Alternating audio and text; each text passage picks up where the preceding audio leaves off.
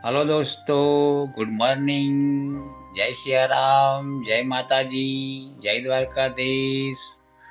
આજે અઠવાડિયા પછી ખેતરની મુલાકાત લીધી તો પાક ખૂબ જ સરસ રીતે ઉભેલો જ છે અને સુંદર સરસ, કોઈ નુકસાન કે બગાડ થયું નથી.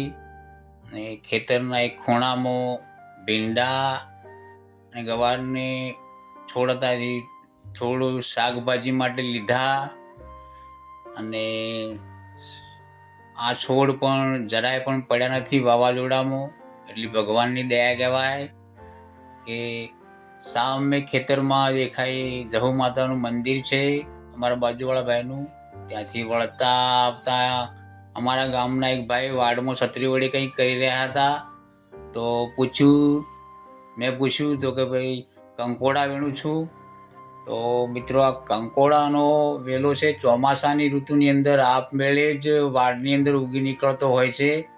અને ચોમાસાની જેવી ઋતુમાં સ્વાસ્થ્ય માટે પણ ખૂબ જ લાભદાયી હોય છે આ કંકોડું. તો મિત્રો, તમારી બાજુ આ કંકોડાને કયા નામથી જાણો છો તે જરૂરથી કોમેન્ટમાં જણાવજો.